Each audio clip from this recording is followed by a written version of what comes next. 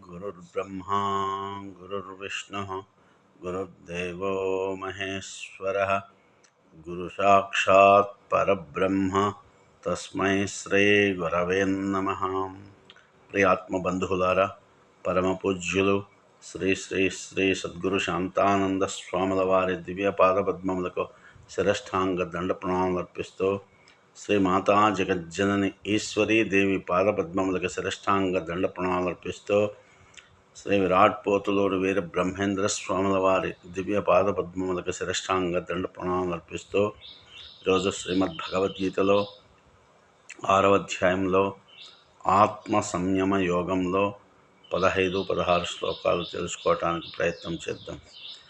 యుంజన్నేవం సదాత్మానం యోగీ నియతమానసః శాంతిం నిర్వాణ పరమాం మత్సంస్థామధిగచ్చతి. ఈ విధముగు కట్టుబాట్లతో యోగమును చేయువాడు నా నిలయముగు పరమ నిర్వాణమును సుఖముగా ప్రాపించును. ఈ విధముగా అంటే ఆసనము ఎట్లా కూర్చోవాలా, ఆసనం దేని మీద కూర్చోవాలా, తర్వాత కూర్చునేటప్పుడు ఏ విధంగా కూర్చోవాలా, మనస్సును ఏ విధంగా మనము ఎక్కడ ఉంచాలా అనే విషయాలన్నీ కూడా ఈ విధముగా కట్టుబాట్లతో ఎవరైతే చేస్తారో ధ్యానము, వారు ఎక్కడికి వెళ్తారప్ప అంటే నా నిలయముకు పరమ నిర్వాణమును సుఖముగా పొందుతారు. భగవంతుని యొక్క స్వరూపమేది? సత్తు చిత్తు ఆనంద స్వరూపుడు. ఆ ఆనందమనే ఆ పరిపూర్ణమనే ఆ దాంట్లో ఉండిపోతాడనమాట. ఆ స్థితి పొందటానికి ధ్యానము చాలా ఉపకరిస్తామట.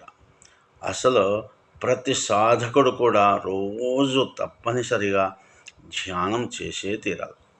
ఆ విధంగా చేసినప్పుడు మాత్రమే మనస్సు, బహిర్ముఖంగా ఉండే మనస్సు అంతర్ముఖమై తన స్వరూప స్థితిలో ఆనందంగా ఉండటానికి వీలవుతుంది.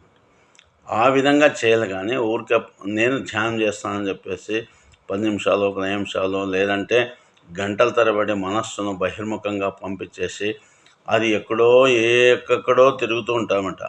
అది గంట 2 గంటలు 3 గంటలు నేను 5 గంటలు చేసి ధ్యానం అని చెప్పుకోవడం అది పద్ధతి కాదు.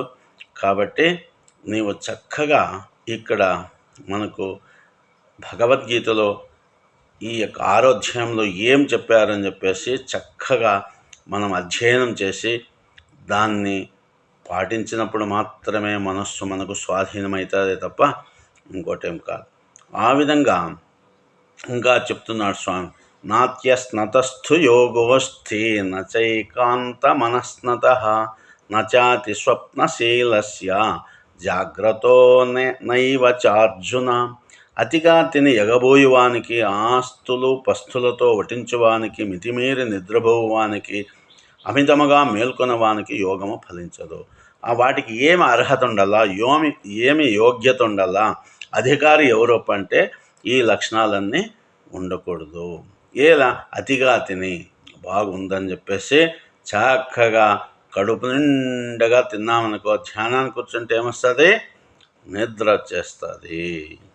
ఇంకా లేదు, ఆస్తులు పస్తులతో అంటే ఏమి తీసుకోకుండా నేను నిరాహారంగా ఉంటాను, నేను ఉపవాసం ఉంటాను అని చెప్పేసి ధ్యానానికి కూర్చుంటే నీకు ఆకలే గుర్తొస్తుందన్నమాట. ఆ విధంగా కాకుండా మితిమీరి నిద్రపోవానికి, ఎక్కువగా నిద్రపోయేవానికి యోగము ఫలించదు. అమితముగా మేల్కొనేవానికి, నేను ఎప్పుడు కూడా మేల్కొంటుంటానంటే అది కూడా ధ్యానానికి అది నీకు ఉపకరించదు. కాబట్టి ఈ లక్షణాలు కలిగి ఎప్పుడైతే మితాహారము, మిత నిద్ర ఎప్పుడైతే తీసుకుంటామో అప్పుడు ధ్యానానికి అనుకూలంగా ఉంటుందని చెప్పేసి మనకు శ్రీకృష్ణ పరమాత్మ చక్కగా చెప్తాడు. కాబట్టి ఇవన్నీ కూడా పాటించాలి. ఏదో మనము చేస్తున్నామంటేనే కాదు, ఆహారం తీసుకున్నాక కనీసం 4 గంటల తర్వాత ధ్యానం చేయాలా, లేదంటే వారికి తమో గుణాలు వచ్చేసి నిద్ర ఆవరించేస్తుంది. అది ఎంతసేపు కూర్చున్నా విచారణ రూపంతో ధ్యానం చేయగానే ఈ ఆలోచన వచ్చింది, దేనికి వచ్చింది, ఈ ఆలోచనకు నాకు సంబంధం ఏమని చెప్పేసి చక్కగా విచారించి తత్వ విచారణతో కూడుకుండే ధ్యానం చేసినప్పుడు మాత్రమే నీ స్వస్వరూప స్థితిని పొందటానికి వీలవుతుంది అని చెప్పేసి సాక్షాత్ భగవంతుడే ఆయన ముఖతః చెప్పిన విషయాలను చక్కగా విని దాన్ని ఆచరించి మన జీవితాన్ని ధన్యం చేసుకోవాలని చెప్పేసి 4 విషయాలు గురుపాదార విందముల యందు సమర్పిస్తూ హరి ఓం తత్సత్.